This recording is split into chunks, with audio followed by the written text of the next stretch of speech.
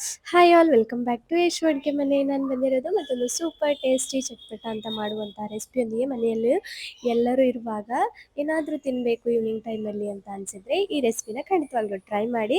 ಅದಕ್ಕೋಸ್ಕರ ಅಂತ ನಾನು ಒಂದು ದೊಡ್ಡ ಬೌಲ್ನಲ್ಲಿ ಒಂದು ಬ್ಲೂ ಬಿಂಗೋ ಮತ್ತು ಒಂದು ಗ್ರೀನ್ ಬಿಂಗೋ, ಒಂದು ಕುರ್ಕುರೆ ಪ್ಯಾಕೆಟ್ ತೊಗೊಂಡಿದ್ದೀನಿ, ಮತ್ತು ಒಂದು ಸೇವಾ ಬುಜ್ಜಿ ಪ್ಯಾಕೆಟ್, ಮತ್ತು 1 ಕಪ್ ಆಲೂ ಲಾಚನ ಹಾಕಿದ್ದೀನಿ. ಹಾಕಿ ಒಂದು ಸರ್ತಿ ಕೈಯಿಂದ ಚೆನ್ನಾಗಿ ಮುರಿಬೇಕೆಲ್ಲನೂ.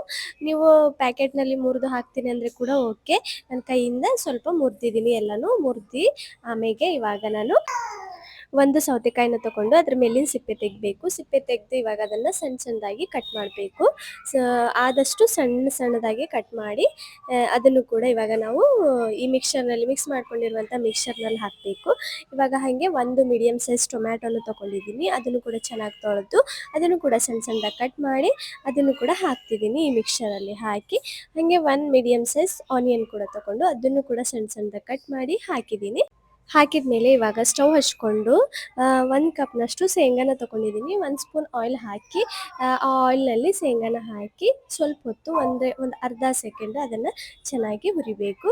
ಹುರಿದಾದ್ಮೇಲೆ ಇವಾಗ ಅದರಲ್ಲಿ ಒಂದು ಅರ್ಧ ಸ್ಪೂನಷ್ಟು ಉಪ್ಪು ಮತ್ತು ಒಂದು ಸ್ಪೂನಷ್ಟು ಖಾರನ ಹಾಕಿ ಒಂದ್ಸಲ ಚೆನ್ನಾಗಿ ಮಿಕ್ಸ್ ಮಾಡಬೇಕು.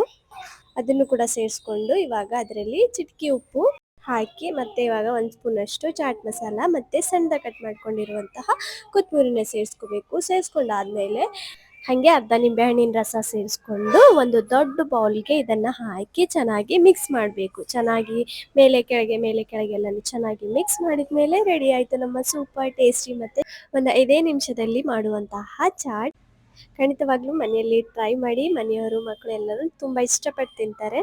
ಹಾಗೆ ಈ ವಿಡಿಯೋ ಇಷ್ಟವಾದರೆ ಒಂದು ಲೈಕ್, ಶೇರ್, ಕಾಮೆಂಟ್, ಹಾಗೆ ಹೆಚ್ಚಿನ ರೆಸಿಪಿಗಳಿಗೋಸ್ಕರ ನಮ್ಮ ಪೇಜ್ನ ಫಾಲೋ ಮಾಡೋದನ್ನು ಮರಿಬೇಡಿ. ಮತ್ತೊಂದು ವಿಡಿಯೋದಲ್ಲಿ ಮತ್ತೊಂದು ರೆಸಿಪಿಯೊಂದಿಗೆ ಸಿಗ್ತೀನಿ. ಅಲ್ಲಿವರೆಗೂ ಬಾಯ್.